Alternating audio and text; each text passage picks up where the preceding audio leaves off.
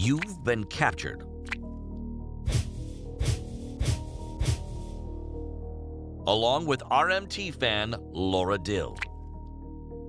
This isn't my cozy bed. Hello, victims. Hope you're ready to play. Because if you don't resolve these riddles, you're doomed to end up like the Riddle Me This team. Solve this puzzle, and I'll let you move on to the next room. Solve all the puzzles, and I'll let you both live. What is the answer? I thought the expression was fun in games, not torture in games. This doesn't seem like fair play to me. Also, how did the Riddle Me This team not manage to solve these riddles? It kind of feels like they deserve their fate. Whew, that was a tough one. But now you're free and can move on to the next room. A door opens and reveals a room filled with carved pumpkins? But wait, there are murder weapons carved into several of the pumpkins. How many weapons are there? Some people relax with coloring books or aromatherapy, others by designing menacing accessories for their murderous escape rooms. Whatever floats your boat, I guess. That's it. There are 6 murder weapons carved into the pumpkins. Yes! Almost out of here. Oh, crap! Giant axes! The giant axes are coming towards you quickly. Luckily, you spot the axe control board. On it, there are 3 switches. One switch advances the axes towards you faster. One switch stops them from swinging. One switch releases confetti from the ceiling. Why? Which switch should you press to stop the axes? What kind of a twisted villain would put a confetti switch in the middle of an axe-swinging torture room? Clearly, balloons would be the better choice. Come on, built-in sound effects. What an amateur. Congrats, you're right. That button. But watch out for that trap door. Ah! You fall for several minutes, and you start noticing some other things falling alongside of you. Severed limbs. Well, as long as they're not your severed limbs, whatever. You've got to pass the time somehow, so you begin counting the number of arms. How many arms do you see falling? All these arms and not a single one can lend you a hand? Oh, come on! I know we're on the brink of death here, but you gotta love a good dad joke. Put 2 severed hands together and give it up for me! Come on! You see 7 arms, 3 plus your 2 arms and RMT fan Laura Dill's 2. High five! You enter the next room and... why are we back at the beginning? We end where everything began. Here is your last test to pass. The one that determines whether you live or die. Throughout the episode, I have hidden numerical clues. If you put these clues together and crack the code, it will reveal my identity. So, who am I? RMT fans, you gotta help us. Comment the right answer to get us out alive. Ah! Dr. Lustgier, a brilliant chemist, is showing his latest breakthrough to the scientific community.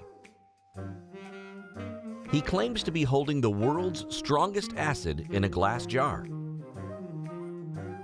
This acid is so strong it can destroy anything.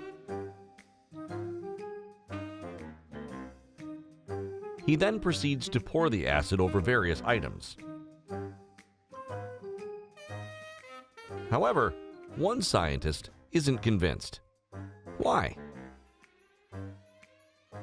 This is what we call acid test for your brain. You should be able to solve this as fast as that acid dissolved each object.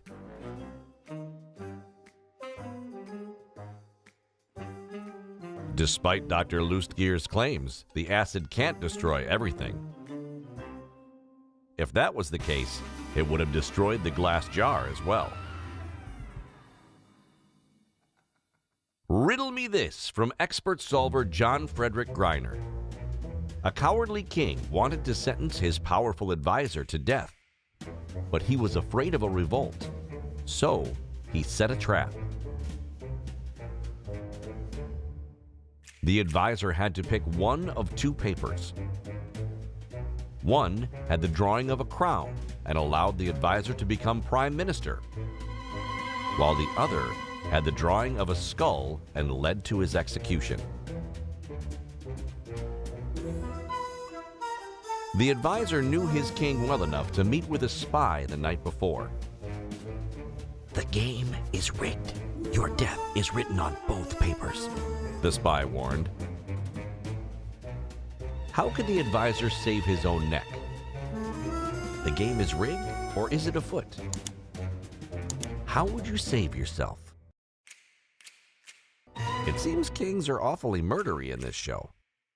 What could the advisor do?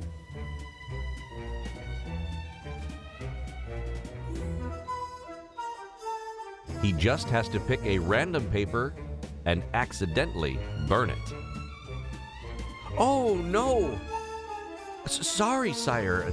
This was my choice, but I seem to have destroyed it in my haste. Now the king is trapped. He has to read the remaining paper and enforce the opposite judgment. Riddle me this. The Grand Overbook Hotel is quite special. It offers an infinite number of rooms, and it hosts an infinite number of guests forever and ever and ever. One of the guests, Jack, seems desperate to get away from his family because he's afraid he might kill them. Since there are an infinite number of rooms, there should be an empty room for him. But Mr. Gravy, the receptionist, doesn't know which one. Mr. Gravy can make one announcement, and only one, to all of his guests. What should he say to make room for Jack before anything goes awry? A secret wizard school sorts their students into two houses, Huffleclaw and Slithendor. Students are able to choose their house if and only if they can prove that they're smarter than their teachers by passing the following test. 10 students are lined up. Each student can see the ones in front of them, but not the ones behind. They also can't see the color of their own hat. Huffleclaw hats are blue and yellow, and Slithendor hats are red and silver. Teachers, being nice, allow them to talk among themselves for 5 minutes to come up with a plan. They will grant the students' wishes if 9 out of 10 can guess which hat they have on their head, starting from the student at the back of the line. However, they can't say anything else but Huffleclaw or Slithendor. What kind of plan should the students come up with?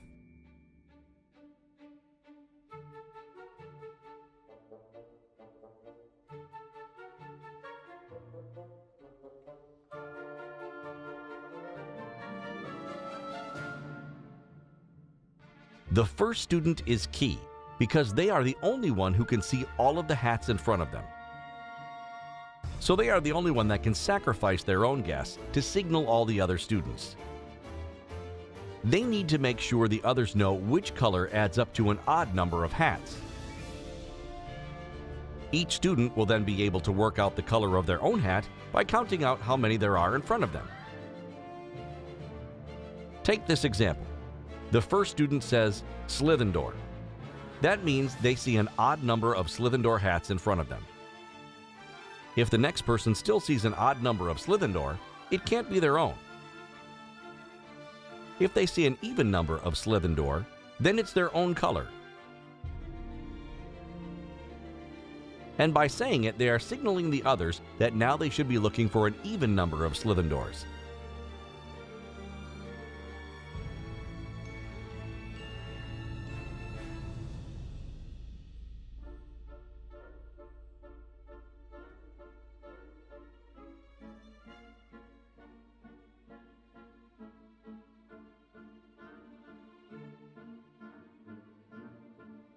and so on until every student has guessed what hat they are all wearing. Now, that wasn't so hard, was it? And make sure to click the red button and subscribe to our Riddle Me This channel. Riddle